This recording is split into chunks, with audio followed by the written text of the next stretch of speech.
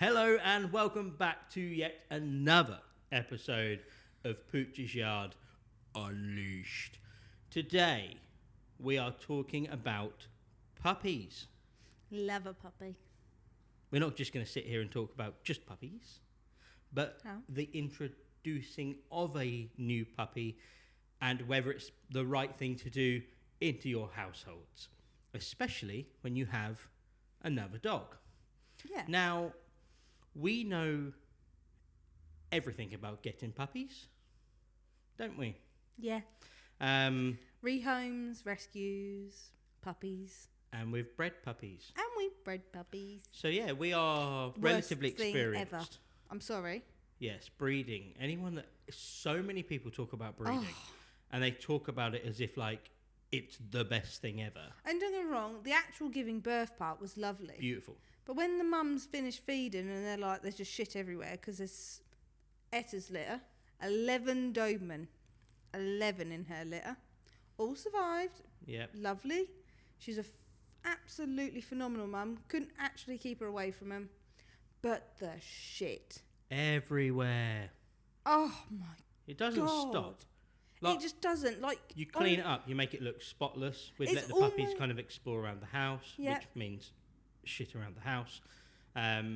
You ultimately make it spotless. You think this is going to be the best thing for these puppies.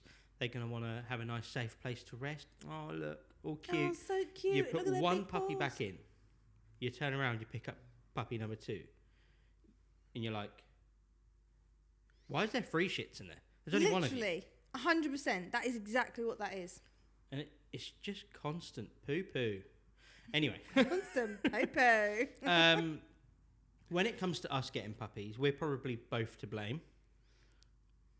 I'd like to say it's you.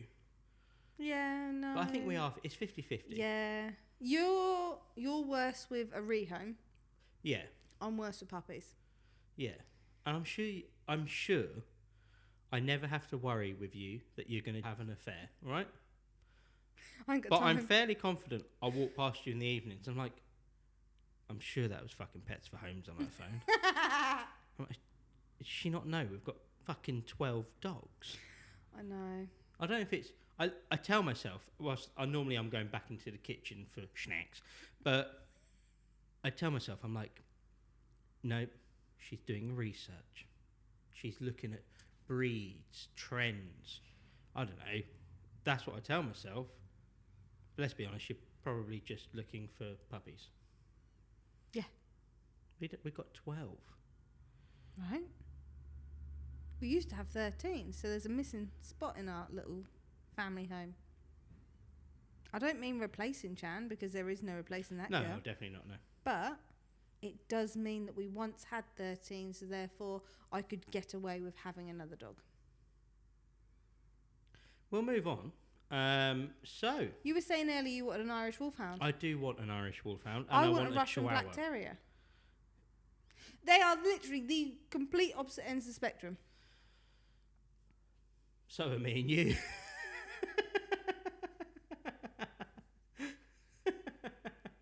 You're not autistic. I am. Made myself laugh. Someone's got to. Anyway, moving on. The first thing, we get so many people come to us every day. I would say it's nearly every day. I'm not exaggerating there. No, it's at least once a week. I wouldn't say every day. I feel like it's every day, but my days do just merge into one. So people come to us all the time and they're like, oh, we're thinking about getting a new puppy. We're thinking about rehoming. And they're, bear in mind, obviously, they're daycare customers, so they already have a dog. Yep. And the first thing that, as a behaviourist, that I say to them, why are you getting another one? And I think people look at us, especially when it's us that say it. If one of the girls says it, they're like, oh, well, they give the answer straight away. When it's me and you, they're like, yeah, like you can fucking judge with your 12 dogs. But it's so important to find out why. Oh, 100%, yeah. Because we've done it 12 times. I'm telling you, don't do it. No, the reality is that... I think the worst bit we done, like the worst part about merging or having more dogs, I buggered Bertie up, didn't I? And he was such a spoiled only child, which, to be fair, he still is to this day. Yeah. So then putting Angus and Chan into the house. Yeah, so when they we were all first got together, yeah. Oh my God, he was such an arsehole. He was sulking. He sulked like merry bloody hell. But he wouldn't come on the same sofa as us. Wouldn't refuse to get in the car. Oh, had refused to do everything apart from eat. And I think like that's one way that some people aren't always buying a puppy, but maybe you're two relationships and you're coming together in the same household like we did. But I think what concerns me, like that's its own separate issue. You two two people want to live together and that should work. 100%. But when people come to us and they're like, oh, so Mikey wants a dog. And I'm like, oh, who's Mikey? Our 4-year-old. I'm like, I've got a 3.5-year-old. He can't decide in the morning if he wants quavers or digestives. You've somehow Why is he having biscuits and crisps for breakfast? Because that's our kid. And there is that. Like, we stood there with a banana and some cereal, and Albert's like, no. Cookies. Like chocolate toast is or he'll be like chocolate toast, and we're like, oh well, we have chocolate toast at the weekends, Albert, and he's like, no. And that is exactly what he sounds like as well. Gets it from you. But my point I'm making is how has your 4-year-old decided as a 20-odd-year-old person, 30-year-old person, 40-year-old person that your household now needs another dog? How? And that's one of my top concerns. Because they watched 101 Dalmatians one day and went, but look at all of that. But I think a lot of it is that. Oh, yeah. And I think a lot of it is when children say it in the household, whatever age, and then the mums and dads are scrolling through TikTok and, Instagram, all these places where it makes it look so easy. Oh, it does, yeah. Social media makes everything look great. Yeah. And again, people always say to us, but you've got 12, you've got 2 kids. And it's fucking hard work. It's not something that we ever say is easy. We wouldn't change it. Oh, God, so I don't want anyone to think that we would, because we wouldn't. I moan about our dogs all the time. I moan about the kids all the time. But the truth is, we wouldn't change any of it. No, we wouldn't. But we have 100% pretty much committed to the fact that when we get home, or when I walk through the door, sometimes 8 o'clock at night, that it's quickly see the children. Yeah, they're then going it's to sort bed. out the dogs. Yep. And then it's us time, or it's at that point decide if we want to eat or not eat. And we have made a full commitment at this moment in our lives where we have that many dogs. And I think that's where young families or families in general go wrong, because it sounds like a great idea. You've seen TikTok work it out. Oh yeah, you've got 3 dogs in a household. This is how to teach your child responsibility. Yeah, and it doesn't. No, it doesn't. They're too young to understand it. Getting a puppy doesn't teach responsibility. In fact, I would say it does the opposite. Because as a parent, as an adult thinking brain, when your child is over the excitement of this little puppy, and it's now a teenager and causing problems within the household, and nipping that puppy nipping all stage. That stuff. Yep. When that excitement level dips and dies off, the dog still has its demands. The children have the ability to just walk away, not walk it, not clean up its poo. And as the adult of the house, with our brains and how we think, you're not going to neglect that dog. No, you just pick up behind the kid. You pick up the slack. So does it teach responsibility, or actually does it teach someone will do this for me? Yeah, basically, 100%. End of podcast. I've just problem solved. I think I'm right there. It's not easy. It is a commitment, especially if you have children, especially if you've got another dog.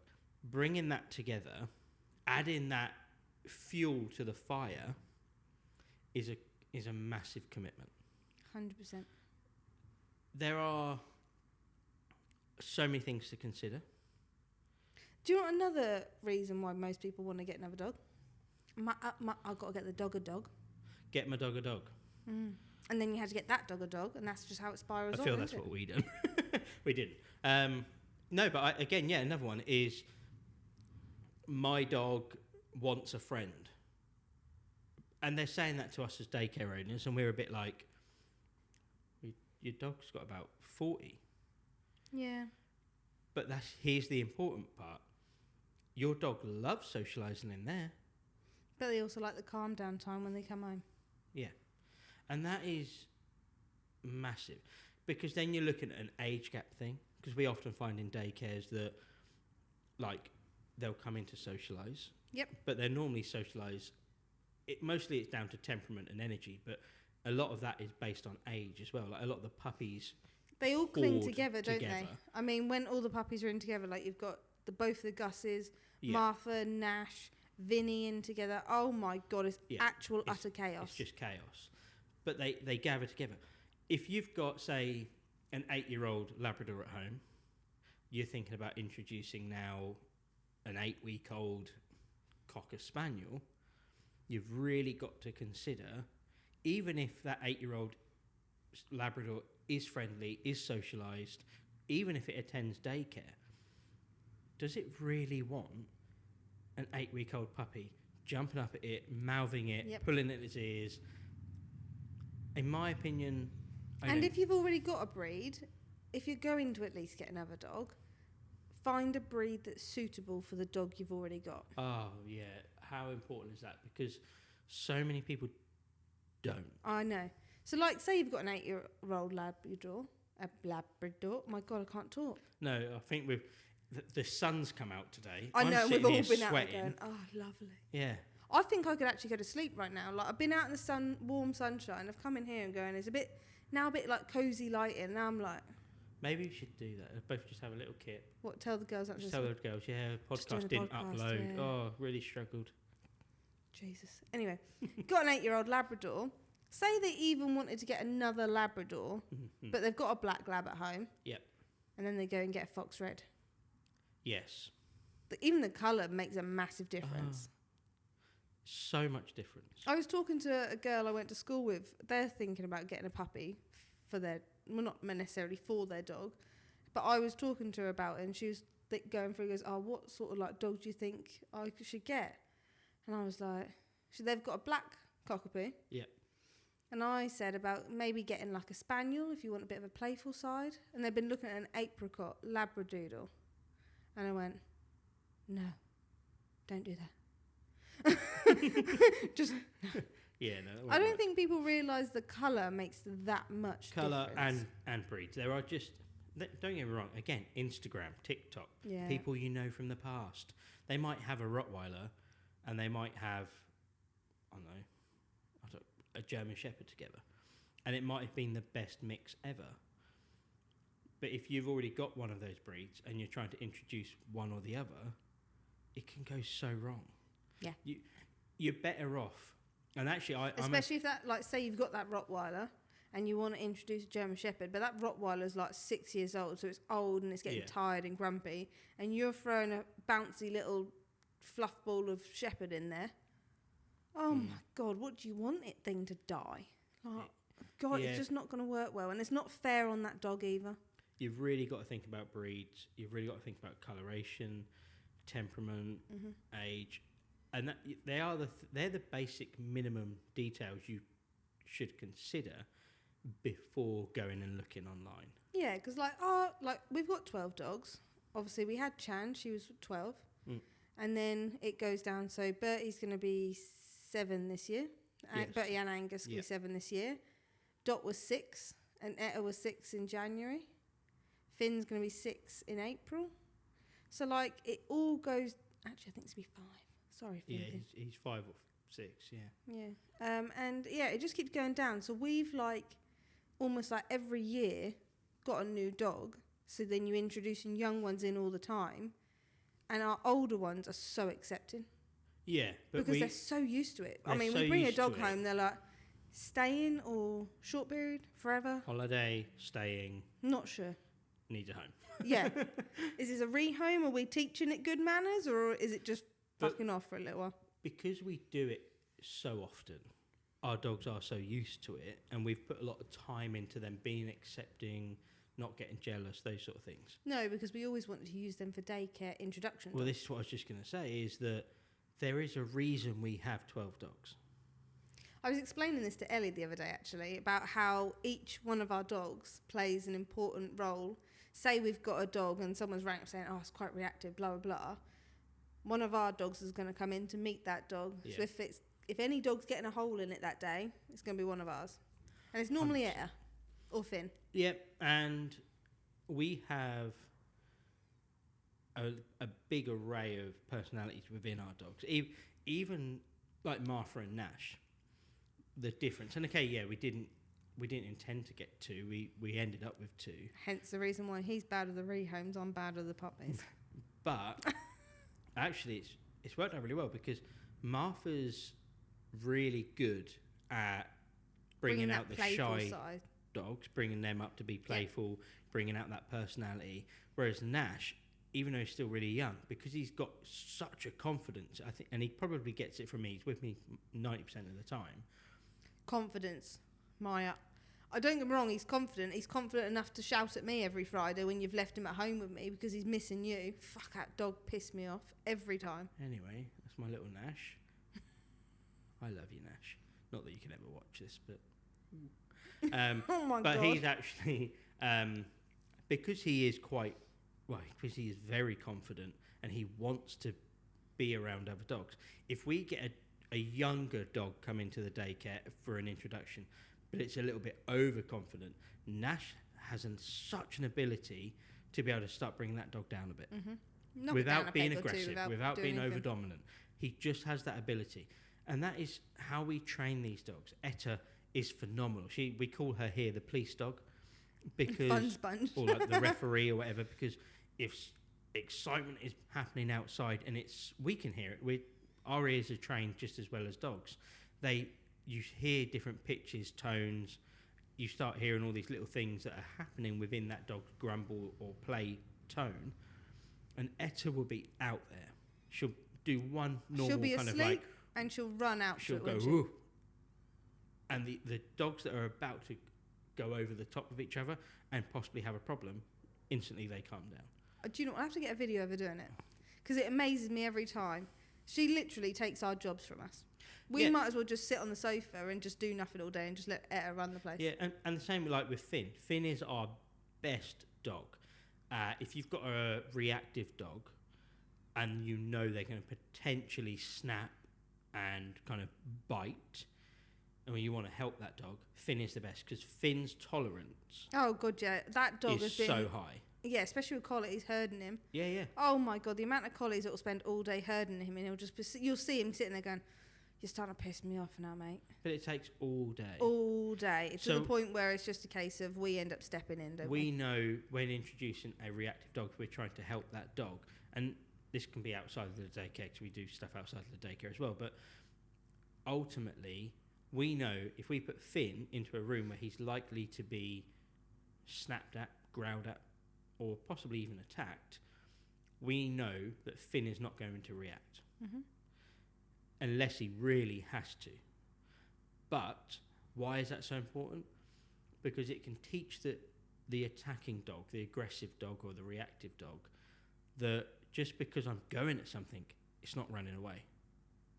So it doesn't self-reward by going, snap, snap, fuck you, that dog runs off. And that's what makes reactive dogs quite powerful, is they go, oh, every time I snap at a dog, they run away. I claim my space. Whereas Finn is very good at saying, you're not claiming your space. Yep. This is our space, and you're going to accept the fact that you can be as aggressive as you want, but I'm not going to react to it. No, I must admit, dogs have walked away with tufts of his fur in his mouth, Yeah, and he and- sits there and be like, "Oh, thanks, it cooled me down a little bit. I'm getting a bit fluffy." And for the modern dog trainers out Oh, there, here we go. that is how you fucking do it. I have no other words. So if there's a modern dog trainer watching, Google how to be a wet lettuce somewhere else. Yeah? ChatGPT might be able to help. How to be a wet lettuce in today's society. Enter. Answers. And this is where the modern world is unfortunately letting dogs down. That is a very old technique that I'm talking about there, where people would go, especially the modern, you would let your dog get attacked. No. We let our dog teach. 100%. It's the art and discipline of like learning any combat sport. Sometimes you want to. And do you know what? We've never managed to teach. Do you know what? It wasn't even something that realistically taught Etta. She just learned, because she spent so much time with you, she learned so quickly off of you what you wanted in a dog, what you didn't. As soon as an energy was like peaking. Oh, God, she'll be there. And I would then move and be like, hang on, I think them dogs are going to go overboard with each other. Not necessarily aggressively, just sometimes dogs can get such high energy that they'll just snap because they don't know what to do with all this energy. She, like you say, she just mimicked that. Yep. She just saw everyone. She was like, every time that noise starts, he gets up and tells him off. And she just started doing it for me. Yep. Probably why I got fatter. I thought, I've got a dog that does all the work. She's phenomenal. Honestly, we'll never have a dog like her. Yeah. So anyway, back onto this. How do people in a non-professional environment in their homes introduce two dogs together? Number one, do not have that dog on your lap when it comes in. Number one. Either dog. No dog should be on your lap. No. And no dog should be in your fucking arms.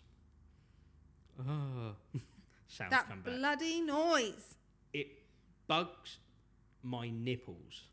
Oh my God. You need to find some different sayings. People want to introduce this, I don't know, little cockapoo to their Labrador that they've had for 6 years. And the way I'm going to do that is show you that this thing I'm holding isn't a dog. I'm going to take it above you. I'm going to bring it into your space, but it's already up here. What do you think is going to happen? There are moments where some dogs just be like, whatever. But the best thing you'll do is... Because you don't know how that dog's going to react at the end of the day. No, it's so important that all dogs remain 4 feet on the floor. Yep. Every dog in life should meet another dog on 4 legs. That's just how dogs interact. You need to be ready to kind of step in, because as much as you think your little Labrador is the sweetest dog on earth, you are bringing in this random puppy or older dog if you've rescued into its space. Mm-hmm. You have to be willing to step in and advocate for both dogs. Yep. This is something that... Not just the young one because, it's so little, I don't know, like, it can't be hurt. And they'll... How to put this in a nice way? Don't worry about it. Your Labrador won't get jealous because you've brought a cockapoo home. Your Labrador will get fucked off because all you do is focus on the cockapoo. Yep. The Labrador doesn't care that you are bringing a dog into the home 9 times out of 10. The jealousy factor comes when you need to advocate for both dogs. If your puppy is jumping all over your other dog, you need to step in and protect your other dog. If they start getting grumbly, grouchy, don't say, move away from them, we'll put you away. Put your fucking puppy away. Oh my God, and crate train it. And crate train your... Oh my fucking God, if one more person tells me, I'm not going to... It's cruel. I'm not putting it in a cage. Did you never put your baby in a cot? Because it's the same fucking difference. The exact same. Oh, that's the comment I think the most with puppies. I actually want to... The world we live in... No, my baby sleeps in my room until it's like 2 years old. What? Fuck off. You clearly don't like your relationship, and the TV's on too much. Like, it is so important to crate train your puppy, whether you intend for them to live in a crate or not. One, helps them at the vets. What if they get an emergency and they need to be in the vets? They need to be in a kennel in a crate. What? Because that's where they'll be. Dogs. Please, crate train your dog. I don't care if it's a Dachshund, a Chihuahua, or if it's an Irish Wolfhound. As a puppy, as an Irish Wolfhound, you can still crate train them. Just crate train. And if you've got an Irish Wolfhound or a Great Dane puppy, guess what? You're going to have a big dog one day, and guess what? There are crates big enough. You're just being lazy and only looking on fucking Amazon to find, oh, they don't do them big enough. I can find you a crate right now. My phone's right here. I can find you a crate right now for a Great Dane, full-size Great Dane. They exist. How do you think they fucking transport them around the world? When our good American friends come overseas and they've got Irish Wolfhounds. So many excuses. Crate train your puppies. Yep, 100%. And this back to the advocating for your dog. You have to remember that you are bringing this little terrorist into a calm environment. It's going to wobble it. It's going to set everything off. For fuck's sake, don't move your original dog's bed to make space for the new puppy. Fuck that shit. The puppy fits into your life. You don't fit your life around the puppy. So many people do that. 100%. So many people would be like, oh, we love this Labrador. We've had it for 6 years. Oh, love it, love it, love it. Best thing ever. Centre of the world. New puppy. New puppy. Oh, you move over there. We'll put your bed here. Yep. And you wouldn't do it with a newborn child. You create jealousy by doing that. So, never move that dog's bed. Never change where you feed your original dog. Never change any routine of your original dog. If you would get up at 5 in the morning and walk it, keep doing that. Yep. Don't try fitting it around the fucking new cockapoo. I don't know why we're getting aggressive at cockapoos. I'll tell you why I'm getting aggressive at cockapoos. I've worked with dogs for 16 years technically, 13 years as a professional or qualified. I have been bit more times by a cockapoo than any other fucking dog breed. Oh my God, haven't we? They're the worst. I honestly, that Cocker Spaniels, show Cocker Spaniels, I'm going to reword it, show Cocker Spaniels or Cockapoos. Yep. Or Labradoodles. The only one I don't think I've been bit by is a Golden Doodle. Yeah, that's true. Yeah, Interesting. Little known fact in the daycare industry, there isn't many daycare owners or staff that own cockapoos. There's a reason for that. So we're not having a go at cockapoos. To be fair, I must admit, we've got some lovely cockapoos. I shouldn't say this because we don't have favourites, but I do love Osky Posky. You and fucking Osky Posky. Little Oscar. His name's Oscar, and you keep calling him Osky Posky. He's just been Osky Posky. He's such a lovely dog. He is a very lovely dog. Yeah, lovely dog. Alan Duke, Golden Doodles. Yeah, good as gold. Yep. Beanbag. Yeah. Love my old Beanbag. Alan is called Beanbag because he ate the internal parts of a beanbag, came to daycare, and then pooped out polystyrene balls. So he is now Beanbag. Beanbag. Anyway, sorry, introducing dogs. Yeah, so what I was going to get onto, the fact of don't move your current dog's bed. Keep that exactly where it is. Then make a separate rest area somewhere else in the house. Somewhere else. If you've got, say, your current dog in your living room, in a dog bed, that stays there. The puppy goes to the kitchen. Yep. I'm not saying forever. Don't curse me. Oh, but it's our little baby.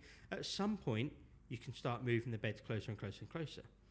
But whilst they're getting used to each other, you're not overtaking the current dog's life, and you're advocating for that dog, and you're not allowing the new one to come in and be the most all-important thing. High and mighty. Yeah. When they play, when they are together, make sure you're reading body language. So you're looking of like, please note what I'm about to say. God, you make me so nervous when you say stuff like this. Fact coming. Stop looking at your dog's fucking tail. Oh, okay. Yeah. And it's a very inexperienced thing, so I'm not hating on anyone here. It's just, I'm going to give you a little, this will change your life. If you listen to it, take it in, I promise it will change your life. When you're watching your two dogs meeting and playing together, forget that there's even a tail. A tail, in my opinion, is about 10% of a story. Yeah. It's not enough. And it's not like it's the front cover or the back cover. It'd be like opening up a random book and picking a random page and going, can you tell what book this is? Chances are you can't. Dogs, when they are born, they can't see and they can't hear. The only sense they have, apart from kind of touch, is their nose. Their nose is the only thing that makes them be able to experience the world.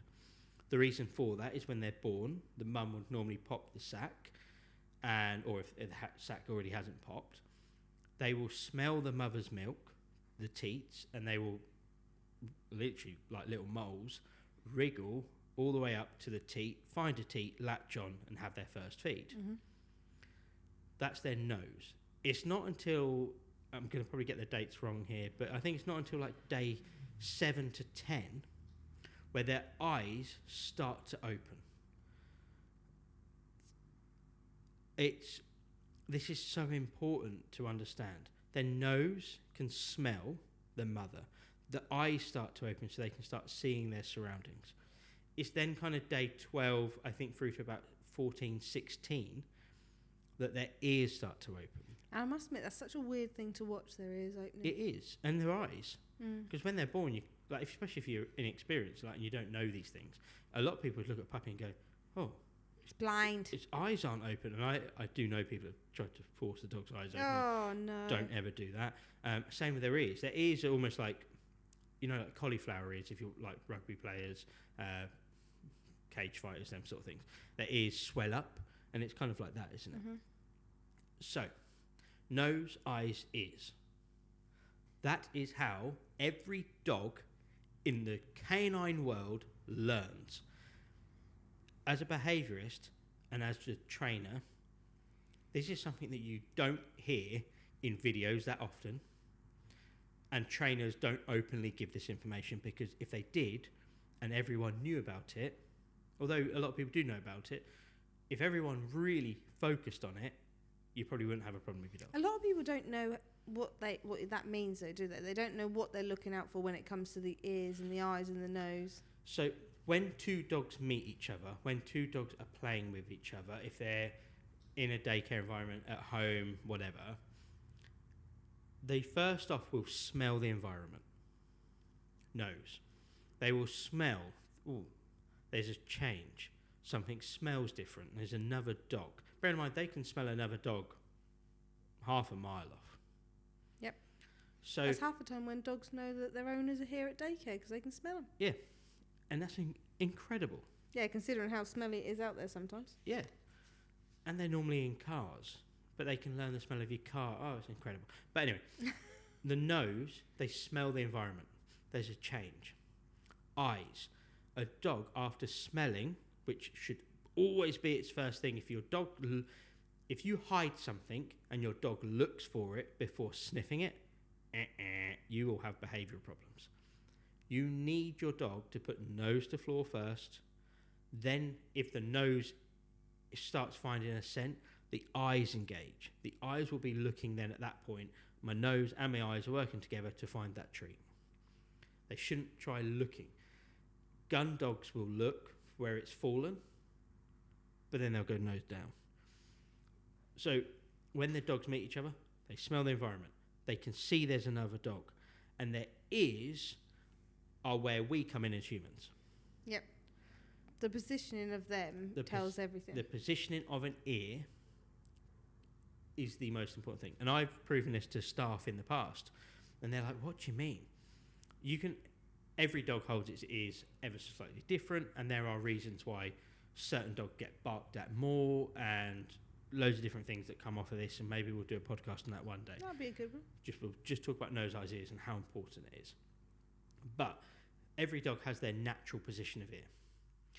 If, for example, you've got a Labrador and their ears fall nice and down, got triangle ears, they kind of come level with their, well, I can see you smirking. Triangle ears that they fall close to the head, and they'll kind of be level with their eyes as the head kind of goes up. You can hold them ears in their natural position when looking at another dog, and the other dog's absolutely fine. I've done this in the daycare for showing staff.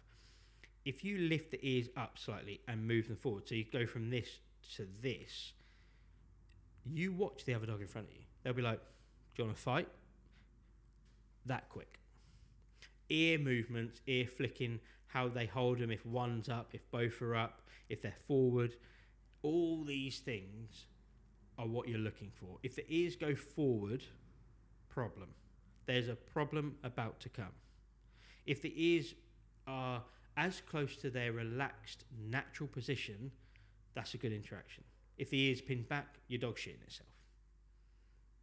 Why are you looking at me like that? Because I love listening to you talk like this, because you're so passionate about dogs. I just love it. Funny enough. No, I know. But like, actually, sometimes I just sit here and I listen to you talking. Like at night time, we have this thing at night where he has to give me a different fact about a different dog every night. We've been together 6 years. Yep. And we've done this for a long time. I think I'm running out of facts. I'm just hoping that you've got the onset of dementia and I'm actually just telling you the same To be fair, I think some of them you have told me twice, but it's good because you listen so intently. Because I love it. I genuinely love hearing about it. But that's what you're looking for. What was the breed that was done for the Chinese emperors to keep them warm? Shih Tzus. That was it, yeah. Anyway, we do a fact. Sometimes I remember them. But that's what you're looking for. That ear change, how they move things. And then you can work it backwards. So if their ears start moving forward, how's their head turn? Are they then looking at the dog? Are they looking away from the dog? Is their chest puffed out? Then you can start working down the body and the tail. Is the last thing we look at. By the time, if you actually read a dog properly, nose, eyes, ears, body, tail, by the time you start looking at the tail, the dogs are fighting over here. And you go, where's the tail gone? Oh, it's wagging its tail now because it's fighting. I have had two. I had a Alaskan Malamute and a Siberian Husky. This is before your time. And I'd only had the daycare open, I want to say about a year. And they're both lovely dogs. I remember the names, I remember the owners really well. Lovely dogs. Situation happened. They actually didn't want to fight each other. There was a situation. One of them turned around at the wrong time, was growling.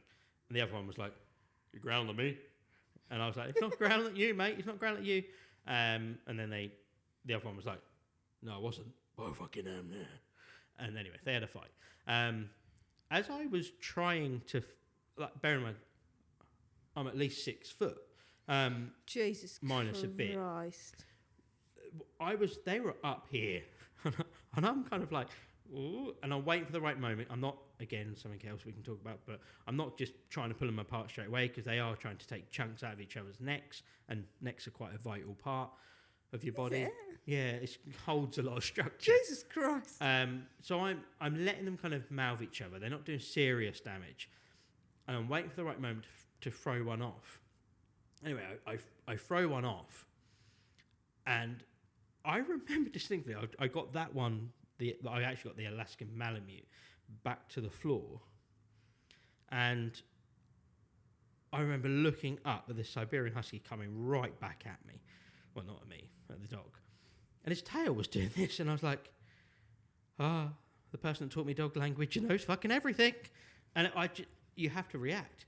But if you were inexperienced in that moment, even when they were growling, I watched back the CCTV, the tails were wagging.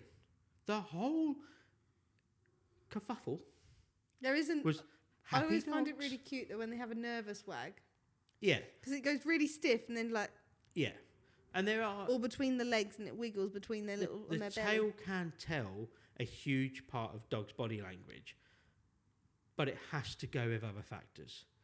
When you're introducing your own dogs at home, fuck the tail right off, nose, eyes, ears. The ears and the stiffness of a body, how their legs move, they're the really important things to kind of consider. And don't let them work it out.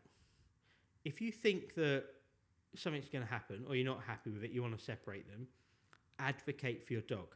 But, in my opinion, advocate for the one that has already been there. Because otherwise you're going to end up with more behavioural problems with them, getting jealous and pissed off at the fact that he's just been pushed to the side. Especially if it's a puppy, fuck the puppy right off. Mm-hmm. Ignore the puppy, advocate for your current dog. Put them back in a position where you are right. This is your home. We have fucking brought this tornado in. and we will deal with it. Right now, this is your home. I'm reassuring you. Don't overly reassure. Never do that with any dog. But just kind of, you're fine in your environment. We're going to take the puppy away. Always supervised play. I remember when we brought Dottie home, and she instantly came in and started chewing Bertie's ears. Yeah. And Bertie was so tolerant, considering how much of a grumpy twat he is. I got a photo of her chewing on the bottom of his ear. She was tiny. And I think it's really important in them moments to remember that your current dog didn't ask for this to happen. There is, like we're saying, I bought this dog for that dog. There is no fucking way in the canine world your current Labrador looked up at you one day and went, Mum, I want us to go and buy a cockapoo. It can't do it. It doesn't do it. It's not like me looking at Pets for Home every night. Every night. You don't know. How the fuck do you go on it every night? It's not Tinder. Not that I want you on Tinder. Stay on Pets for Homes. All right. Right. So what do you want? Pets for Homes. Here I come back with a Russian Black Terrier. Oh, no. Oh, come on. They're They're awesome dogs. Fantastic dogs. For those that don't know what a Russian Black Terrier is, they're not a terrier, as you imagine. They're one of the bigger terriers, if not the biggest terrier. But the design, I've always been amazed by the design of them. Yeah. And even to the point of the haircut, like they have a haircut. They do. They have a certain haircut. Basically, have a fringe over their eyes. Yep. And they were basically used in the military, was it? Or like Russians military? Yep. To basically guard things. And they put the fringe over their eyes, so when they were coming in shining torches, the light didn't reflect off their eyes, but they can still see through the hair. Incredible. I learned that at Crufts. That is why I love Crufts. If you're not going to Crufts, I'm so excited. I'm just so excited. I learned so much there, and I don't know. And the amount of dogs that I've been there and seen, and especially the rare breeds, they really get me. There was one we saw a couple of years, the last time we went, and I can't remember the name of it because it sounds utterly ridiculous because it's not even English, I'm sure. Little Glen and Mile. That's the one. So I remember seeing them at the South Suffolk show last year. There was 2 of them. Yeah. And they're such a rare breed. Yeah. I love them. And I carried on walking. He did, yeah. Like, he goes through it like, that's that, that's this, that's that. And oh my God. You got stuck with and I did get stuck with them, but they were lovely people. I love sitting there talking to someone who's so passionate about the breed that they have. You're my favourite customer for that. Gerard. That's literally what I was just going to say. Literally. Gerard with Purdy and Steed, the smooth fox terriers. The passion he has for that breed absolutely melts me. Yeah. And the times I've spoke to Gerard. I know. And to the point, he got in your head and was like, when we were getting like Martha and Nash, you were like, do you think we should get a smooth fox terrier? Yeah. And actually keep the bloodlines. Because there wasn't many bred last year, was there? They're a declining breed. Yeah. They are a dying breed. They're beautiful dogs, like personality-wise. A little bit feisty, but I like a bit of feist. Yeah, got to have a bit of feist. Exactly. Give them a bit of character. But I don't know. I love learning what a dog was bred for and their purpose in life. The reason why, like the Russian Black Terrier, why they've got the fringe. Oh, I fucking love learning all that. Like how you were teaching me about like Newfoundlands and Labs and like other bits like that. How their jowls are made specifically like longer so that when they're catching fish and ducks and stuff like that, their jowls go over their teeth so that they don't put holes in the like birds or fish they're picking up. I love learning it. And like they're the Shih rescuing Tzu. people from water and that sort of thing. Exactly. The jowls go over so because if you ever try pulling a body through water or anything through water, it becomes incredibly heavy. The Newfoundlands, especially now as we evolve the breed from what they were originally bred for, but their jowls go over their teeth so that they can grab quite hard on your arm or your coat, whatever it is, to be able to pull you through water. And it's incredible. I think that's what really, really got my passion with dogs, because learning what each dog was bred for, because every dog has its purpose, and if you don't know the purpose for the breed that you have, why? Yeah, look into it. Look into it to see them how you can help them further. I love it. It's so important to understand, and that kind of goes back to this when we're talking about if you've already got a Labrador and you're getting a cockapoo. Is that a good mix? Yeah, Instagram. I'm sure in the UK right now there are probably tens of thousands, if not 100,000 homes right now where people have gone to work and they have left a Labrador and a cockapoo in that home together, and they can be there for 8 hours and have no issues, and for the rest of their lives, and they never will. But I also bet that there's been a lot of cockapoos or Labradors rehomed because the match didn't work. And do you know what I've also noticed? Any crossbreed dog, if they've got a crossbreed, even if it's not a cockapoo, but it's a Jack Russell crossed with a Dachshund. Yeah. I don't know why them two come up. Yeah. A Dax Russell. I don't know.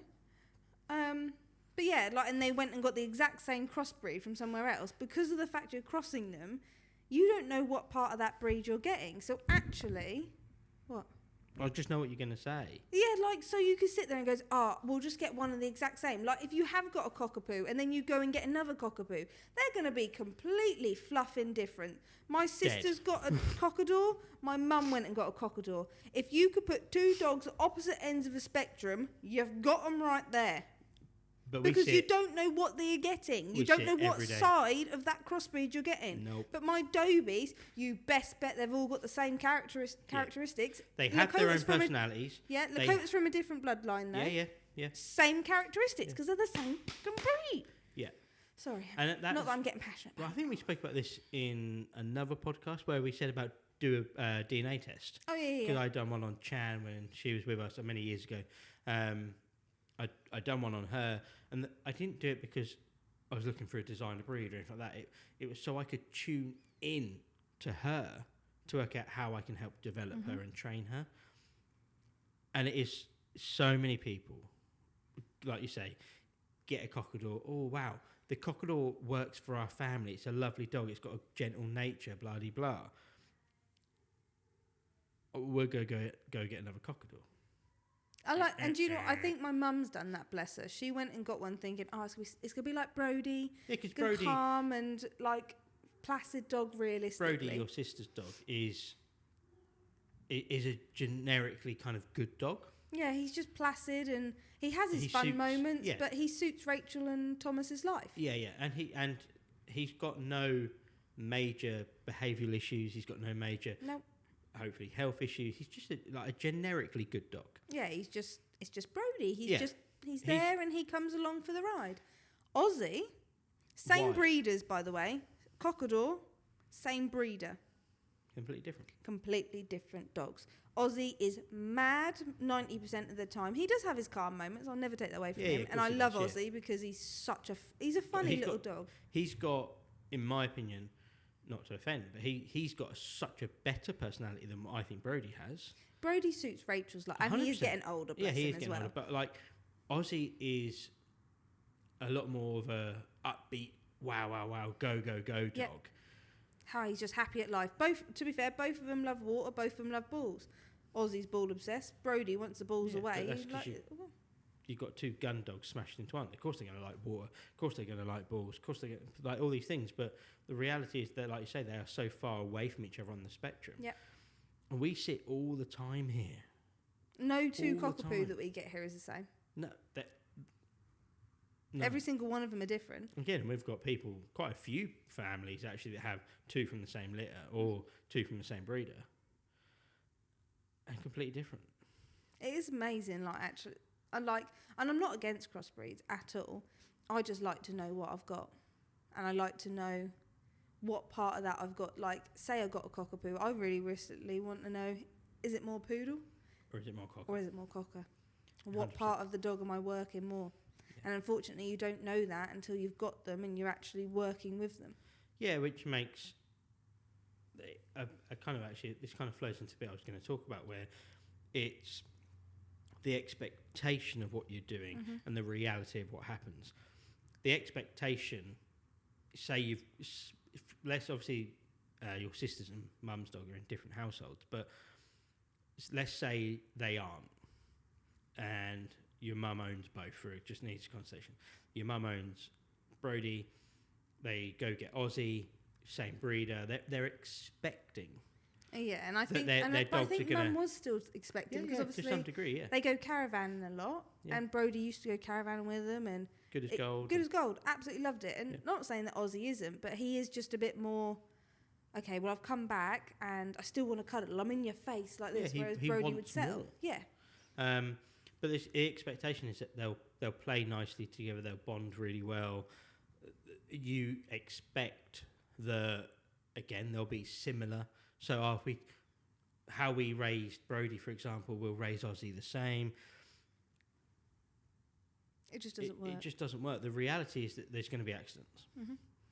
You're going to have so many things changing and evolving and going on, but you're going to end up with an older dog that is getting overwhelmed by this fucking annoying little puppy. You're going to have a puppy that, like children, when you never say to a child, "Are you tired?" Because a child is never tired, but they are always tired. Yep. If you ever said to me as a kid, "Kyle, do you want to go to bed?" No, I'm wide awake. I'd get grumpy and grouchy because I'm tired. Yep. Albert, our 3-year-old, is exactly that kid. He'll sit there and you can see him like drifting on. He's like, "Yeah, but Albert, should we go to bed, mate?" No. I'm awake. I'm not tired. Play with Laurie. And I'm like, and he'll be like, "Play with Laurie?" And I'm like, "Mate, you're tired." But he would, if you ask him, he ain't tired. He is. Same with a puppy. Yeah. Puppies, if left to their own devices, if not given that structure, if not put in a crate, if not given somewhere to rest, they're going to get overwhelmed, overstimulated. That's what we do here in the daycare as well. And We then always make sure that the puppies, and all the dogs to be fair, because all dogs still need a lot of rest, especially in a high energy place like here. We always make sure that they have to rest. Or they're going to get overstimulated again. Mm-hmm. A bit like your older dog getting overstimulated, but it's a very different way. But they're going to get overstimulated, then you're going to have the puppy meltdowns. Then you're my God, the biting that comes from an overstimulated, overtired puppy is unreal. Yeah. Unreal. And it's so important when you've got these dogs and the expectations and the reality to get what you are looking for. Obviously it varies from person to person, but you've really got to implement structure. Mm-hmm. You've really got to kind of have a routine that stick to your current dog's routine. It's obviously working for your family because otherwise you wouldn't be doing it with that dog. You've got it for that dog. The only difference in the same. routine is that you might have to get up a bit more to let it out to toilet train it. Yeah. That's it. Yeah. Other than that, Yeah. and it might need feeding more often. Yeah. But realistically, if you don't structure things, if you just let them go at it, if you're very naive with it, you're gonna have hell on your hands. And then you're going to end up either resenting the puppy or your older dog because it hasn't accepted your new lovely puppy that you've got. Because you expected it to go so well. And then, lo and behold, there's another dog up for rehoming. Another dog up for rehoming. We see it day in, day out. We see it even when people just get a puppy for the first time. Mm-hmm. And I'm not judging because we help people all the time with these things. And you know what, sometimes, as much as you've done all your research, sometimes you've got it and it's still not the expectation that you thought after researching them. Bulldogs I always find are like that. Yeah. Bulldogs are this cute little ball of wrinkly skin, and they know they're stubborn, but they think, oh, so-and-so was really stubborn. And then they get it and like, no, this is really stubborn and it's not doing a fucking thing. It's just become a potato that just doesn't want to listen.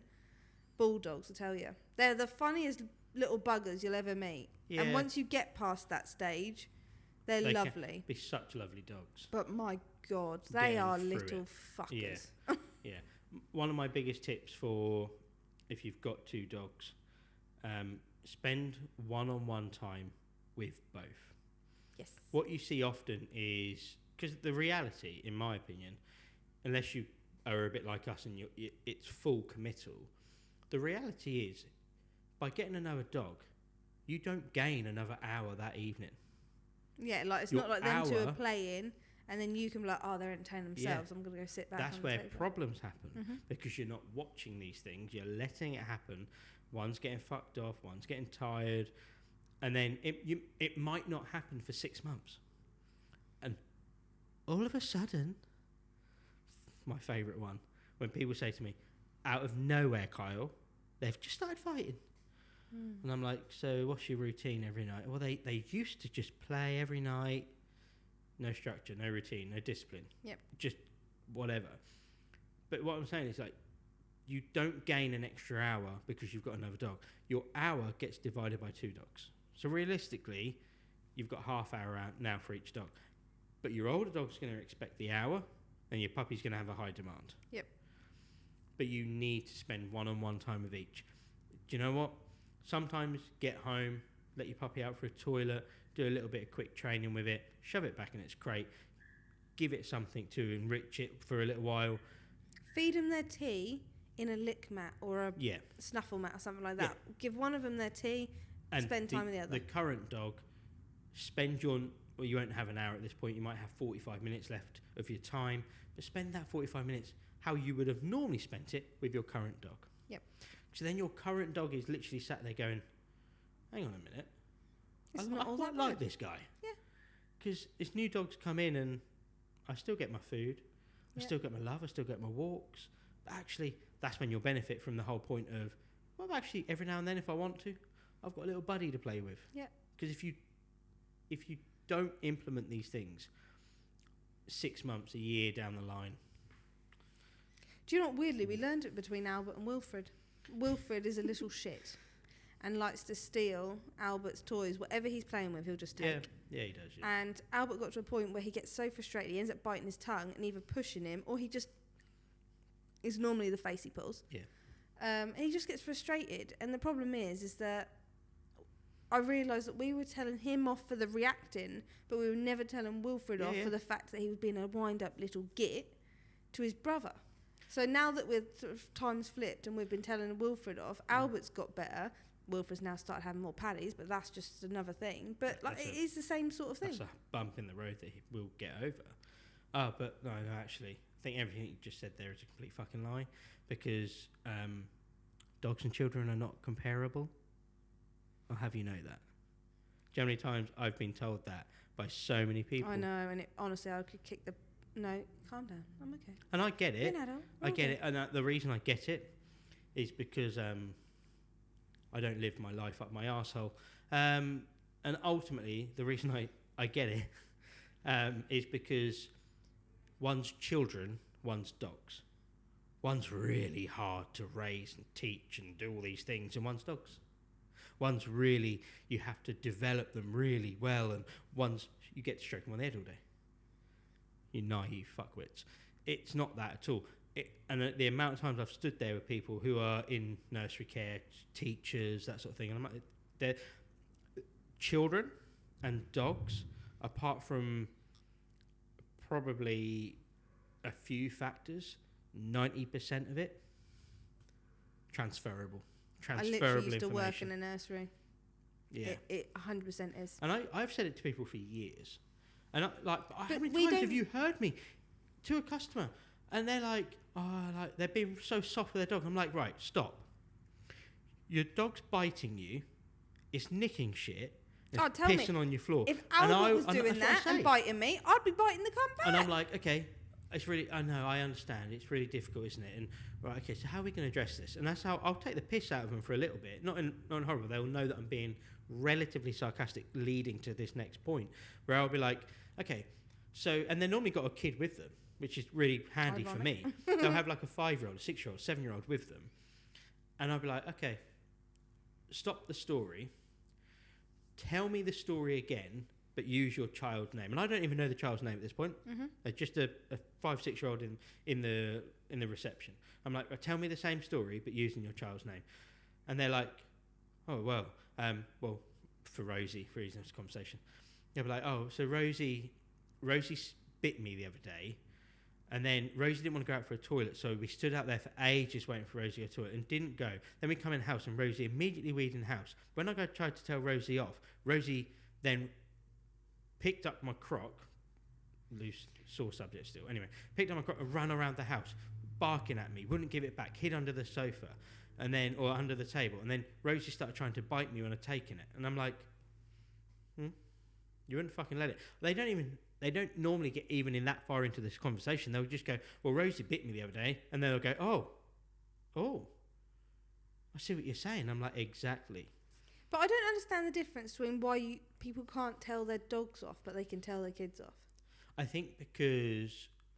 I think people are so scared to do anything nowadays. With a dog. Yeah. Yeah. I think because there's this, like, you know, I'm a bit of a graph person and things like this, but I think the evolution of human has been so slow compared to the evolution of how we care for dogs.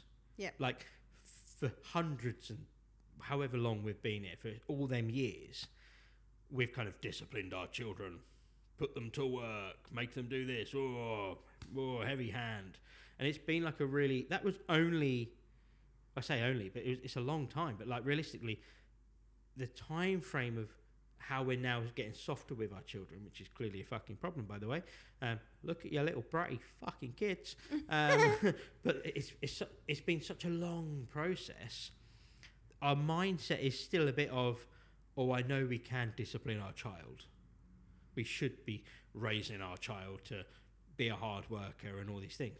Whereas the progression and the spike of how we've cared for dogs, you think even 15 years ago, it was completely okay to kind of like, not okay, but it was completely seen as acceptable that a dog lived at the bottom of the garden and was throwing scraps every night, didn't actually have a bag of food, and it used to get a little clip around the ear if it done something wrong, or you'd grab its face and shove it in the wee it's done and throw it outside. Doesn't work, by the way.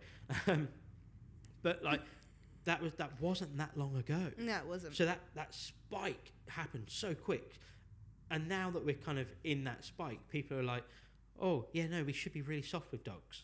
Yeah, and now... And actually, it's the other fucking way around. I know, and I'm not being funny, because of how soft people are being and how they're babying their dogs, they've got nervous dogs, and then they're becoming nervous, aggressive dogs. So they're just being aggressive because of the fact they're nervous. They don't actually know why they're being aggressive. Instead of building these confident dogs, what's happening? You know what? It's funny that, you know, again, dogs and children aren't comparable, but isn't it strange how... in the last kind of 20 years, we've started raising really nervous kids. Isn't it strange Sensitive how children, our children are so sensitive these days? Isn't it strange how our children are little pricks these days? Isn't it, you know? Yeah. Oh, but they're not comparable. Nope. Children and dogs are so comparable if you actually spent your time out of your bum holes and said, you know what? Actually, do you know, I think the best thing to do, I'd challenge any nursery out there to accept this who is relatively close by. I will send you 3 of my staff for a day. DBS checked everything. You send me 3 of your DBS checked staff to swap. Okay. I would do that. If a nursery out there had the balls to do it, I'd do it. No, because most of our girls actually like kids. Well, no, it's true, yeah. But actually, no. Send them there so they don't get pregnant, so I ain't got to worry about maternity leave. But the reason I say it is the girls here would go into that environment and cope so well. Oh, God, yeah. With children. They might not like children, but they would be able to cope so well. I don't think the nursery staff would cope as well with the dogs. No. Because they're brainwashed to think that this is the hardest thing ever. And children and dogs are so different and all these things. They're just not. Nope. Yeah. Anyway, but a massive thing to help dogs and children is socialisation. Yes. You lock your kid in a room 6 days a week, and on the one day send it to a play group, it's going to play by itself. It's not really going to want to socialise. I'm not being funny. Albert's gone on leaps and bounds since going to nursery. Best thing we ever done for both of our children is get them in nursery. And we were judged for, they're too young. Try running a fucking business, being a mum and being a fucking woman in this world. Right? She fucking nailed it. So fuck thanks. you for ever judging us, or if we have to put our kids in nursery 3 days a week, 4 days a week, or whatever, go fuck yourself. And I'm saying that as a side part. But moving on, the best thing we ever done for our children was to put them in nursery. It was, yes. They've come on, like you said, leaps and bounds, and it's the exact same for puppies. 100%. And how this is what I think we're. And do you know what my favourite thing is when they come as puppies and they make friendship groups and they stay in them friendship groups the whole time they're growing with us. You got to think, when Gus and Vinny all started, and Martha and Nash, them 5 have not left each other's side. When they're all in together, and beautiful. They can be in different areas of the daycare as you bring one in. Yeah. And within seconds. Oh yeah, they just all of a sudden sniffed each other around out, nose. They've looked for each other, eyes, and they start playing. Yeah, 100%. And it's such lovely play as well. Oh, it's so beautiful. And apart from Martha's now got to a point where she can still fit through all the little holes and behind the sofa that they all used to, along with little Gus. But oh my God, the rest of them, they all like, I can't fit, and then they end up just barking at the sofa because they're behind. It's so funny. But it's so important to, and I'm not trying to be. I don't want this podcast to turn into use daycare and here's the link for our website. Nothing like that. This is just genuine. Like, daycares are so good for puppies 100%. to develop, to grow. Even if you don't necessarily use them when we're older. Yeah, 100%. Like, if the dog's got older and like, we've got what we need from daycare, absolutely fine. Cool. Yeah. But when they're puppies, that is when you need to put them into a daycare the most. 100%. And again, if you've got a dog, something I've tried saying to people over the time, again, I think they think I'm trying to be a salesperson. Say you've got your Labrador at home that's never been to a daycare. Absolutely fine. Mm-hmm. Absolutely fine. I'm not saying bring that dog to daycare. In fact, I'd probably discourage it because I'm a terrible businessman and I'm just an honest man. I'd fucking leave that dog to be its dog and be at home. That's fine. With your new puppy, how about sending it to daycare once a week, twice a week, even if it's just for a morning or an evening or an afternoon, to get your other dog to just have its space back without the puppy even being a smell or a sight or a hearing in the house. Send the puppy to daycare.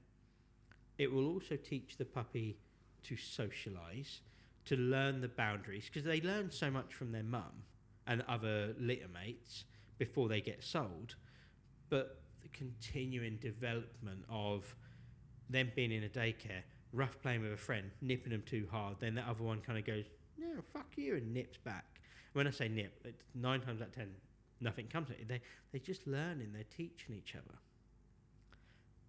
What that will help with is when they go home, because they've had that socialisation and they'll be tired, they'll be mentally and physically enriched. They're not going to be clambering all over your Labrador. Yep. So over time, they're learning as well at that point where, do you know what? I actually get my fix. So we can just be good friends. I'll be your little spoon. I sense your energy, Labrador. Your energy is like you've retired and we're going to sit here with a bottle of whiskey every night and just put our feet up and relax. Rather than... And plus, if your dog already, your older original dog comes to daycare already, it makes it so much easier to introduce a puppy because they're so used to meeting new dogs. How many times have people come to us in the morning, dropped off their dog, and we're like, oh, have a good day, and they're like, oh, we're going to pick up puppy number 2. Do you mind if we bring puppy number 2 here? To meet them. So it's we're like, yeah, of course. Ground. It's a neutral ground. There's a lot of conflicting information with neutral ground, but realistically, it can be a really good thing, especially if your other dog's a little bit more dominant or protective of its space. And with times we've done that, and they've just been in the isolation area or whatever, and letting the dogs time play. Of their life. Or we've said, you know what? Yeah, well, like if they're old enough, they've been vaccinated, all that, if license and listening and insurance. We can be like, do you know what? You stay there. We're going to nick your puppy for 5 minutes, and we'll get him in. Yep. And we do it. Oh, honestly, the times we've helped people with that. Best thing we ever done was bring our puppies and as young as anything. Yeah. And something that I actually really love is when people have two dogs. Then maybe the original one does come to a daycare or go to a daycare. And obviously talking from our experience here. And they'll say to us, and it's music to my ears, and they'll go, should we bring them in on the same day or separate? I love hearing that. Because that tells us... this morning. Oh, did you? Yeah, with Nala and Marley. And I absolutely love hearing that, because that shows there has been a part of that human's brain that's gone, maybe it's best if they have a separation here. Or is it good? Because we have dogs that, we've had it a lot where they'll come together.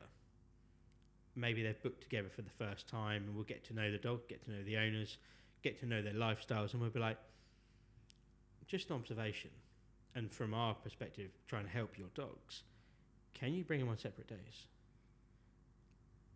Such better dogs. See, and I've also said to like Carrie about Marley and Nala. It's like, bring them together. We'll see what they're like. If obviously Nala then ends up using Marley as a bit of a comfort blanket and then actually stops playing, I'll then have her in more to then build her confidence up, and then we'll introduce Marley.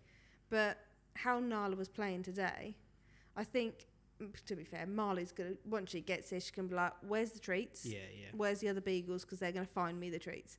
So Marley, who normally comes in, does her own thing, because she's so used to being at daycare. And I think Nala will sit there and go, she's having fun. I can just go off and do it. I'm going to go off and do my own thing now. And I think that is so important to understand your dogs, that you're introducing another dog to. Especially like, because we know Marley already, don't we? So like we've met Marley, we've seen her so many like other times. But unfortunately, and we've met Nala today for a few hours, and you never know how they're going to be together, whether Nala's going to use Marley for a comfort blanket, and whether Marley's going to go, oh, she actually does need me, I'm going to go sit with her. And it will slow down the... Marley's day. The other, like your original dog's day, or it will slow down one of them. And actually, we're trying to develop these dogs so they thrive in this environment.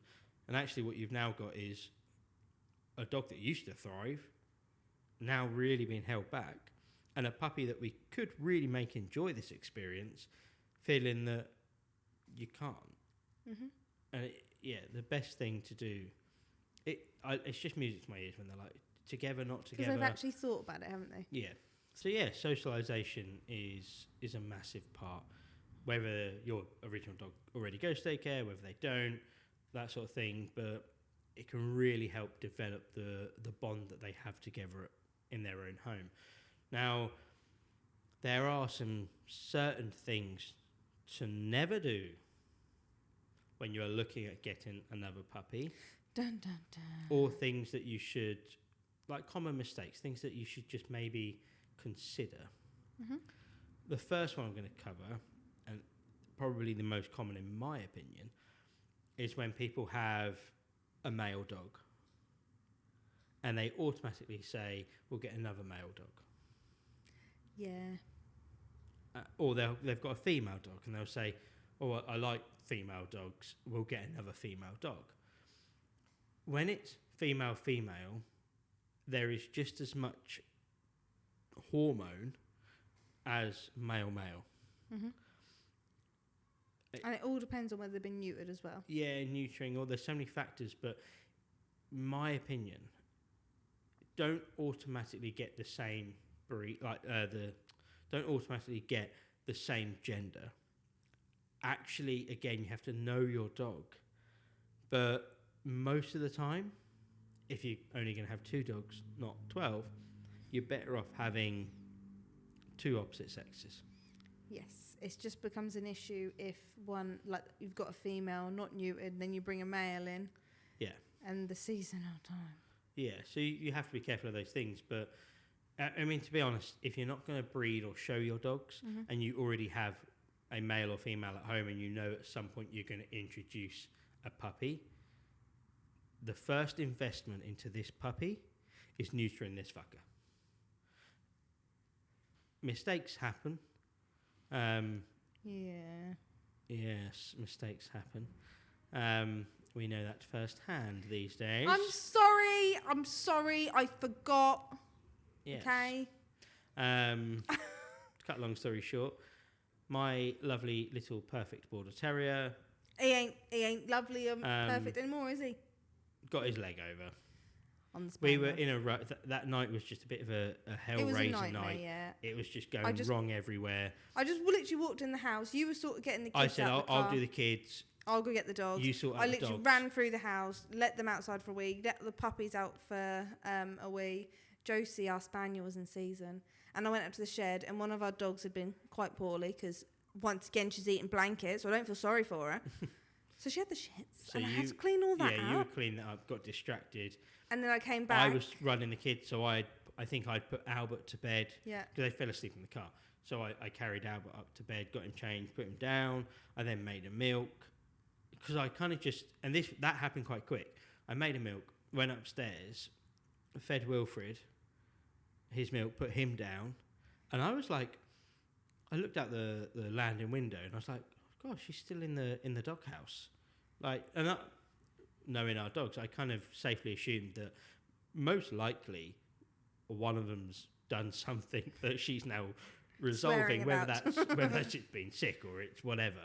So I was like, oh, okay. I got halfway down the stairs where there's now no window, and I went, shit. And I just knew it. The dread come over, and I was like, shit. And he was ran so down the angry stairs, looked out the like hallway window. I saw Nash. It was dark in the garden. The floodlights at the doghouse had gone on, but not on the patio. One, yeah. And I was like, shit. Oh, Nash is there. Fine. I'll get Nash in. Ran to we've got like bifolding back doors. Ran. Yep, still see Nash attached. And to I Josie. did at the time. I was like, oh fuck, he is so close to her. Like I know, because obviously they tie, and then male will obviously cock their leg over, and then they'll be back to back. Yeah, but obviously tied but together. What I saw was like Nash's innocent little face. I don't know. It didn't look innocent when I got to him. No. He just like, help! I'm stuck. And then I saw Josie's head, and I thought, oh, you're awfully close. Right, opened the back door, went to call Nash to come in because he was the one that was going to cause the problem here. As Josie was moonwalking behind. And I was like, Nash. And they start coming together. Josie moonwalking across the patio to me. And then there was a bit of a cry because imagine your knob being stuck in a vagina and she's walking off. It would hurt, wouldn't it? And I was like, oh, fuck. He was so angry. To say I was angry is an understatement. So angry. And you know the most ironic part was? If this ever happens in life, do not try pulling them apart. Do not try pulling apart. You will either, literally, not exaggerating here, you will either break his dick or cause serious problems for the bitch. Your best thing to do, however, I was it already livid. happened by that point. You might as well let it die down and finish. Absolutely livid. So angry. But I didn't try sorting them out. I wasn't trying to scare them. So I just got to the patio, shouted. At me, not even at the dogs, I at didn't me. even give you like a lovely, babe, Nadine. It was... You fucking idiot. So angry. He was so angry. And I was angry at myself because I just completely forgot about it. Yeah. And then, so and, had to take Josie for an abortion, bless her. Yeah. No puppies are on the way. I'm not doing that. No. And the ironic thing was, 2 days before we got Nash he was the chemically implant. castrated. Yep. 2 days. Yeah, he had the implant, and we were like, and the most, it plays in my head, where a lovely Irish vet that done it. I can't remember her name, bless her, but she was like, oh hello, I'll get into my Irish accent for you, and she's like, oh Kyle, and by the way, obviously this can take up to 6 weeks to take effect, you know. I was like, yeah, no, like, I know, yeah, it's fine, yeah, work with dogs, absolutely fine. So be careful if you got any bitches in heat, you know. And I was like, yeah, absolutely fine. Just because if they still tie now, his sperm will still be activated. So, you know, just take good care now. Have a good day. Thank you. And I was like, I kind of got into the truck Like Nash jumped up and I was like, yeah, she don't know me. And I'd never seen her before. And I'm not a big-headed twat, but I was a bit like, oh, none of the other vets would have ever said that to us. Because they just know that we know. We are who we are. We've got and experience. I did know. That was the worst part. I did know. But I know it takes this 6 lovely weeks. Irish vet was like, oh, hibbity, hibbity, hibbity, hibbity. Don't let the little boy shag another dog because they'll still get pregnant, you know. And I was like, oh, mate, I work with dogs. I'm a fucking pro at this. But your wife ain't. Hello, yeah. I was just wondering when we can get the abortion for my spaniel, please. I had to make that call. I did let you make that call. That was your fucking fault. And I had to take her, and she squealed the first time she had that injection. No, not it's good. It's not good to her. Good that. It's just nature to them, isn't it? Yeah. Anyway, moving on from. So yeah, but that was bad ownership on our side. So get them neutered. Learn from our mistakes. Get the original dog neutered before you bring someone else in. Jesus Christ. Actually, when people used to say to me, "Oh, it's an accidental litter," I used to always be like, "Oh, fuck off." Yeah, I know. Now, when people say it to me, I'm like, "Oh, go get it. I feel the pain." No, I don't get it. Well, no. We still went and got the abortion. Yeah. So accidental litters, you can still get an injection to get rid of that. So don't give me that crap. The other thing, big common mistake, is not considering energy level, like how we were talking about different breeds. If you've, say, got a greyhound who's really relaxed, really laid back, it's probably not best to go and get yourself a cocker spaniel. No. If you've got a Rottweiler, and everyone knows my opinions on Rottweilers, I own one, but they're the most unpredictable dog breed in the fucking world. And there'll be so many people, Rottweiler fans, and they're the best dog breed ever. I don't know what you're on about. They are 1-to-1. They can be fantastic, but 1-to-1, they're better. If you've got a Rottweiler, your best combination with a Rottweiler, in a weird way, wait till it dies and get another one. Is probably another Rottweiler. They tend to understand each other, but even then, be really careful. I wouldn't ever get a really bouncy, hyperactive, energetic breed to go with a Rottweiler in the same household because they're unpredictable. So the other thing to consider is age. If you've got a really old dog at home, sometimes introducing a puppy just isn't fair. No. Now, and I get the idea of it. They want to try getting another one before that one passes so that they can teach them and bits like that, and they knew each other. Don't let your dog teach the next dog. No. Even if you've got the perfect dog. That other dog ain't learning the exact same traits. There are exceptions to this. If you are a shepherd, and I don't mean German shepherd, I mean someone who works with sheep.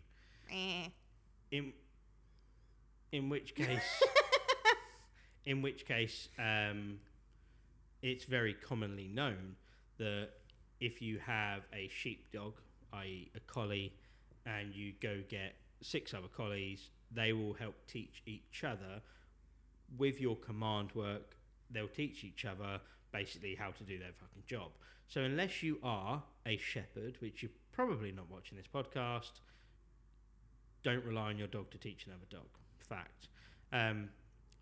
And there are exceptions where I've heard people say, oh, we got a puppy, it really brought out the life of the older dog. And that's really sweet. But and we've done it with Chan. She was getting older and got Martha and Nash. But again, we kind of know our shit.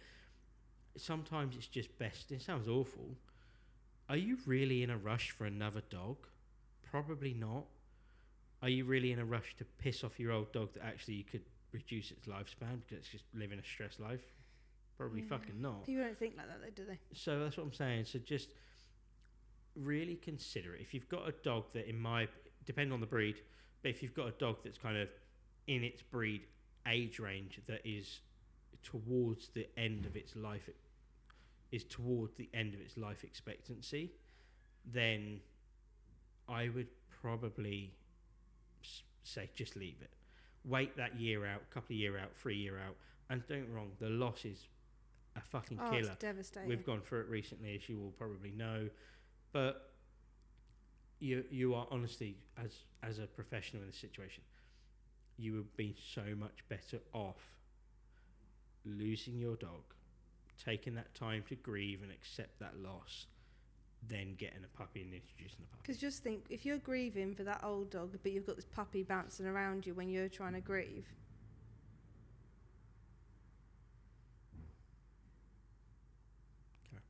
When you've got and you're trying to grieve and you've got this puppy bouncing around you.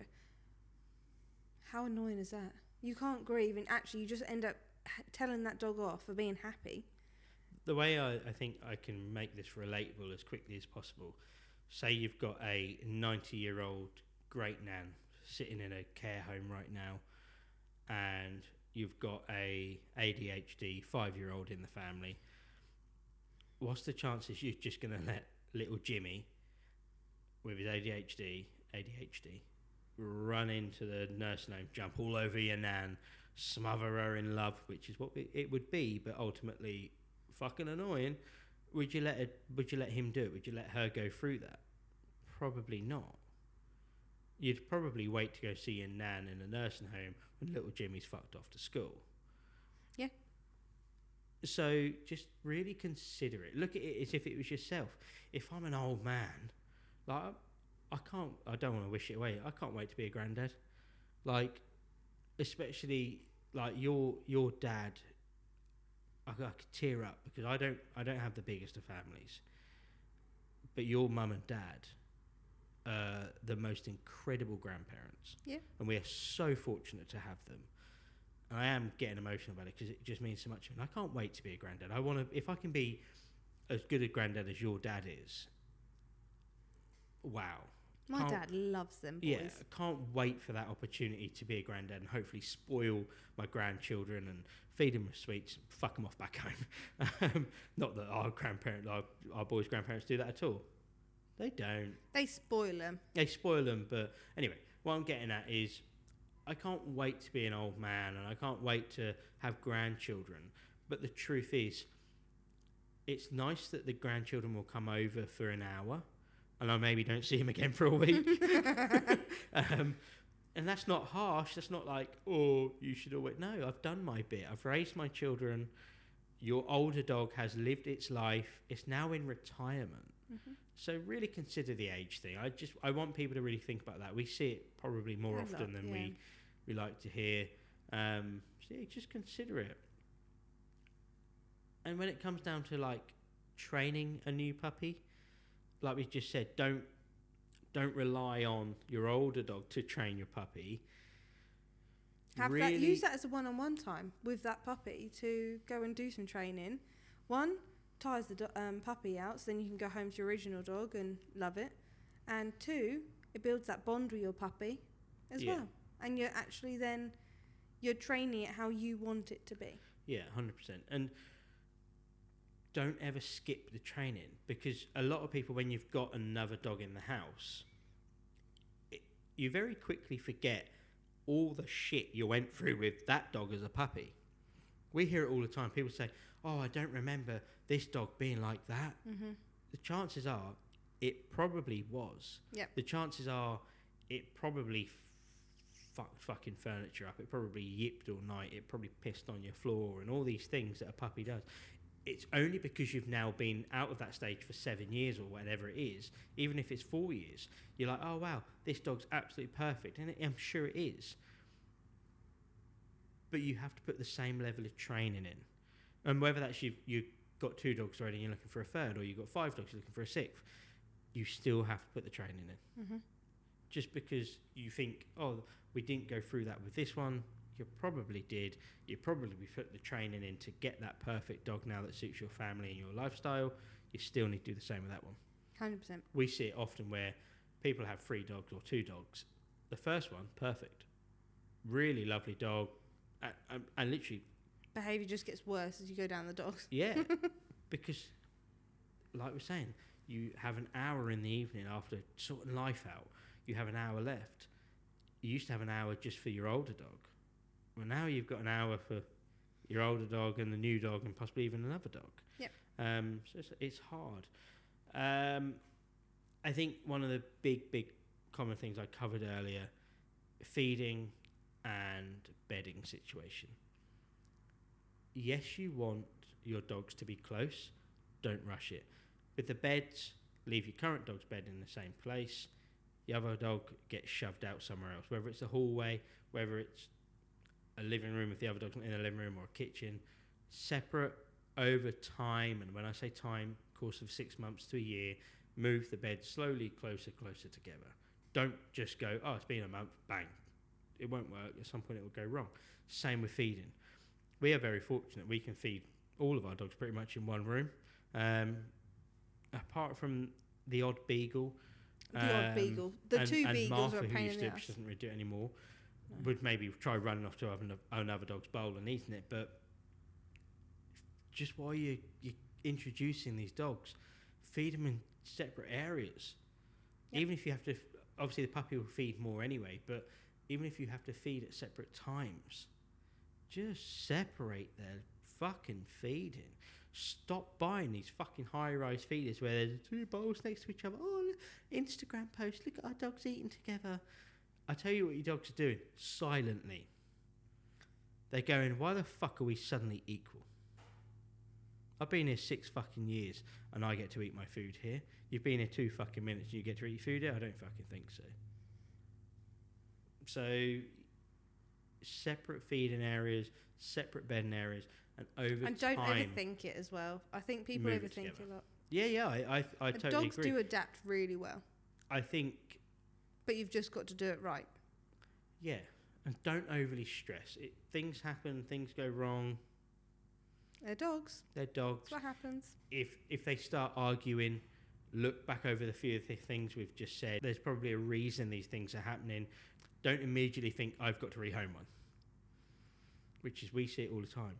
Sometimes you're just going through some waves, and some waves hit you fucking harder than others. Yep. Some rock the surfboard, some throw you off, and suddenly there's a shark underneath you. It doesn't mean you can't get yourself out of that situation.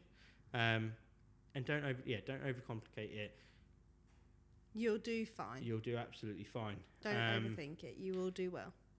There are, in my opinion, if you Google it, read some books, they'll be like, take a week off work when you get your new puppy, get a trainer on board straight away, bloody fucking blah. With getting a trainer on board, maybe. I think actually it's probably always good to know a trainer that you could go to. It's always good to have a behaviourist on board or a trainer on board. Mm-hmm. But when it comes to like booking a week off work, when are you going to have another week off work? Why are you teaching your current dogs that you're going to be at home for a week? Time, yeah. Oh wow, Mum and Dad live here all the time with me. Oh, suddenly you've gone out. Suddenly I'm alone for 6 hours a day. Oh, and just another thing, whilst he's talking about the fact I'm now alone, puppies don't come with fear. So if they all of a sudden end up with separation anxiety and fears to things, That's all you. that's on you. Yep. Because no one's born fearing anything. They learn fears from... Fear is taught. Yeah, and so like, and it's always the same when people go, my puppy got attacked when he was younger, so he's petrified of dogs and he's become really reactive. No, it's how you reacted to him being snapped at or attacked. Yeah. And that's where the fears come from. I've had a dog that came, one of our litter came back to us that got over 60 holes in her when I took her for a walk. She got attacked by a black lab. 60 holes, was in overnight care in the vets. She was back here after week, 2 weeks once she was Playing healed. with other dogs. Couldn't give a shit. Yeah. Because it's how I reacted to her being attacked. Yeah. And I didn't go, oh, my baby, come here. Oh, no, it's okay. And then you end up becoming nervous because of the fact they've been attacked. And then they sense that. And you've created the activity. You have. Sorry. Again, to relate this, I am absolutely petrified of spiders. I thought you were going to say butterflies. I'm not scared of butterflies. I'm petrified of spiders. And that I am. I haven't code worded butterflies for spiders. Butterflies I don't fucking like. Spiders I'm scared of. But I'm petrified of spiders. Why is this relatable? Well, most people are, but that fear actually comes from my mum. I mean, I used to pick spiders up at the bath and now I'm petrified of them. Yep. It's fear is taught. Yep. You are feared to... You're feared. You are taught to fear things. Mm-hmm. The reason I am scared of spiders is because my whole childhood as soon as there was one in the house, my mum would scream, jump on a table, jump on a sofa. I mean, I've done it with her before. There was a massive one. It's going to sound really embarrassing now. There was a massive one on the other side of a window on a curtain in our conservatory. We were in the living room, fairly safe. Windows were shut, and you had to go around the whole house to get to the conservatory. But we jumped up on a chair. If I grew up in a house where everyone just grabbed spiders like my stepdad did, I probably would never be scared of spiders.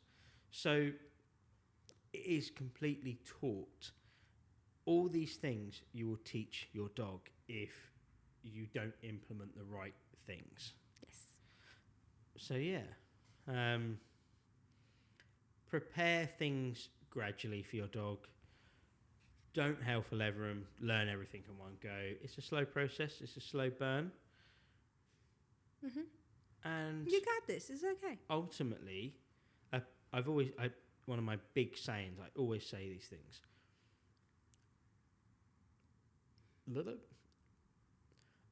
A dog is there to benefit your life. It enhances your life. It shouldn't be a burden. It shouldn't be a tie. It shouldn't be a problem.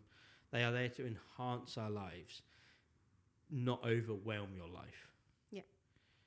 If you're at the point of overwhelming, you've probably done something wrong. Reverse the process, go back to basics, reintroduce dogs, reintroduce boundaries, reintroduce limitations. Do all these things. I think so many people struggle with puppies because they've not done their research. Do your research into the breed. Do your research into the dog you've already got. And when I say research into your own dog, you can do that. Really sit in the evening and think, that dog that's curled up on the sofa right now, sound asleep whilst we eat our food and the TV's on, does it really want a puppy bounding all over it? Probably not. If you've got a dog sat in the evening staring at you wanting to play, one, take the fucker out for a walk, or two, maybe it would benefit from a friend. Yeah. But dogs, as much as they are pack animals, and I am the first one to ever say that, they also don't give a fuck if they've got to be in a house by themselves. Yep, 100%. Imagine being a dog and every day, like we always go, oh, leave our dogs, I don't want to leave my dogs. But imagine if you had the choice of, imagine if you had the choice, you as a dog that doesn't get to attend a daycare or doesn't go out for walks that often, to be stuck in a house on your own or with an annoying little bratty brother. Yeah, I know. I can't think of anything You'd worse. probably choose alone. So things to consider. Also, things to consider, the teenage stage. That is a fucking nightmare. Especially if you've got a boy. So, to end this, it's one thing thinking about getting a puppy, introducing it to another dog.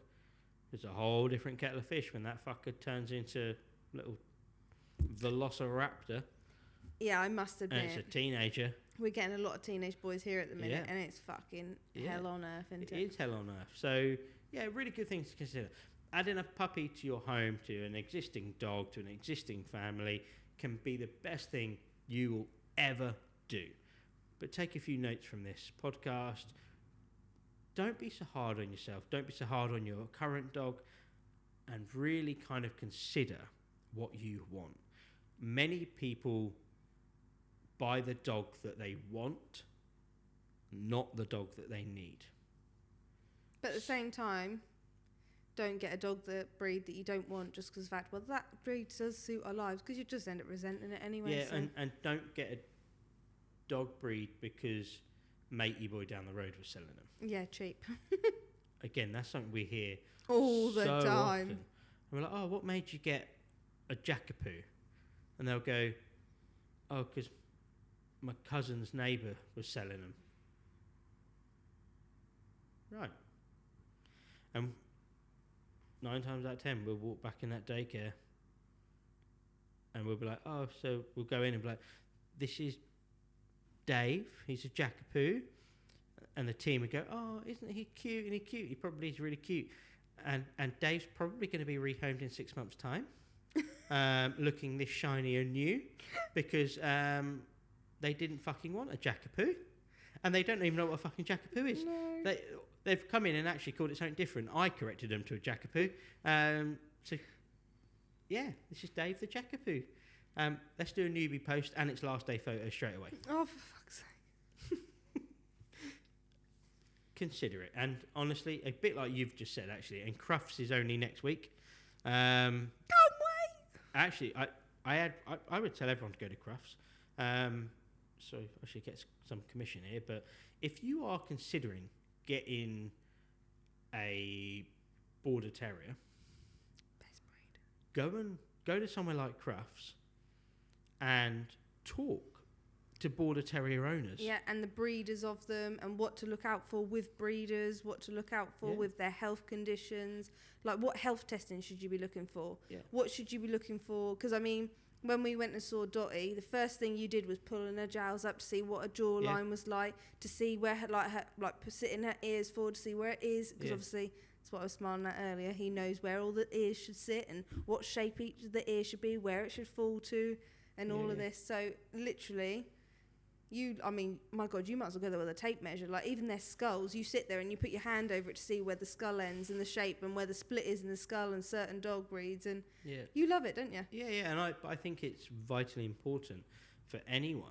My sister wants a golden retriever and actually text to ask him to find one, because he's going to find a good one, isn't he? Not with golden retrievers, apparently. I feel like we bash golden retrievers every time we do a podcast. It's not that I genuinely like golden retrievers. Yeah, I like golden retrievers, but it's just that they are actually, do you know what, I'll just say it. Okay. They are the prime example of a dog breed that everyone wants a golden retriever in the nicest way. They are not what you expect a fucking dog to be like. No, they're not.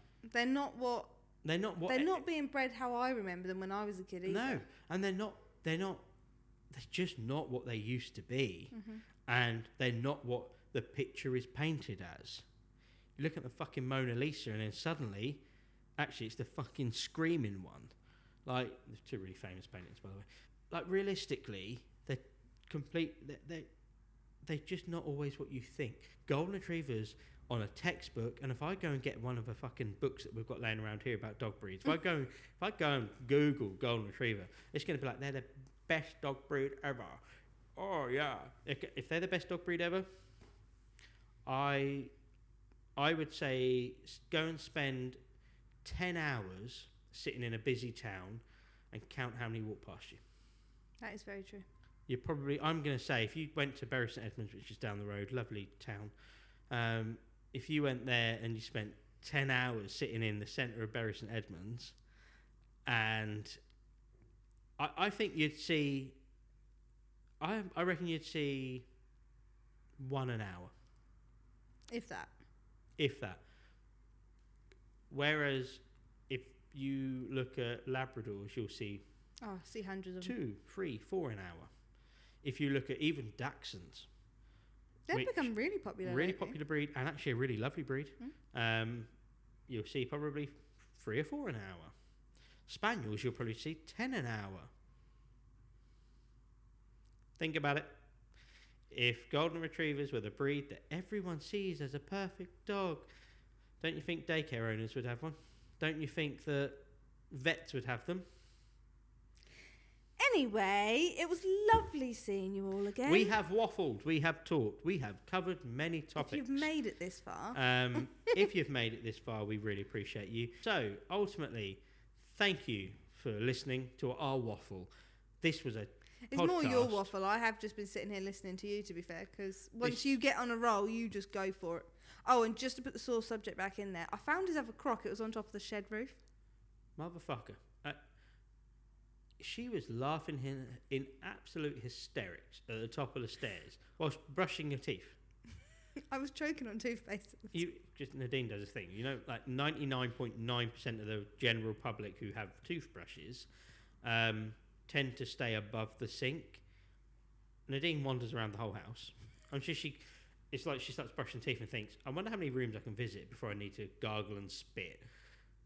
And she very quickly ended up at the top of the landing, laughing. And I think I was downstairs with the kids. And I was like, what the hell is she laughing at? Like, you never know with this woman. It could be anything. And she's laughing. She's trying to tell me this funny thing at the top of the stairs. I'm looking at her. Wilfred's clinging onto my leg. Albert's doing whatever he's doing. I'm like, what the fuck do you want? I was like, what? And she's like, come back to the top of the land and was like, I found your crock. Whilst I don't sound like that. frothing at the mouth because she's been brushing her teeth. And I was just like, it's on top of the container in the gun. We've got a container in the gun, like right at the back. I was like, it's on top of the container. Because I'd already seen it. Not that funny. Sore subject. Absolutely pissing herself. It wasn't funny when you didn't laugh. Anyway, this has been Pooch Unleashed. What is with them I faces? don't know. I'm going to just see how many weird faces I can pull. Well, that's one way to make people unattracted to you. It's true. I don't care if you find me attractive or not. I'm a happily married man, y'all. Okay. Anyway, thanks for listening. Thanks for dealing with our waffle. This has been another fantastic podcast. See you all again on We the next are one. going to start doing these once a fortnight. To most people who don't care or just listen, it's a podcast, I'll listen to it. To Ruby, who religiously listens to them every week, I'm really sorry, but we're going down to once a fortnight. We've got some big plans coming. We have got big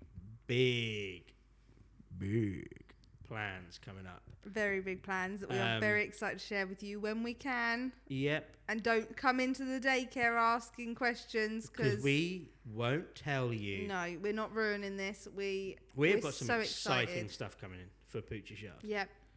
Plans are in motion. Plans are in place. Yep. Boxes so they will be coming. have been ticked. Yep. Stress has consumed us. Started going higher and higher. But it's so exciting. So exciting. So we are dropping the podcast down to once a fortnight.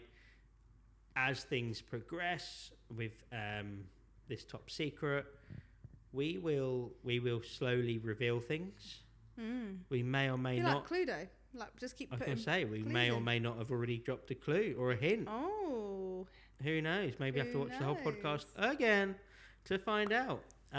So You best bet Ruby is going back right now. yeah, she didn't see it. So thanks for listening. So I said we would end these podcasts with a little quote. This one is not so much a quote, more a truth. Everyone is jealous of what you've got, but they're not jealous of how you got there. Remember that. Let that sink in. Everyone is jealous of what you've got, but they're not jealous of how you got there. The sacrifice, the loss, the time spent. Mic drop. So, enjoy. Thanks for listening. We absolutely fucking love you. To the 6 people that listen. Fuck you're loyal though. You know, you go you 6. Actually, it's more than that listen to our podcast. But thank you. We absolutely love you. And I'm really hungry. So off we go. Thank you. And good night. Morning, because we release these in the morning. And good morning. Thank you.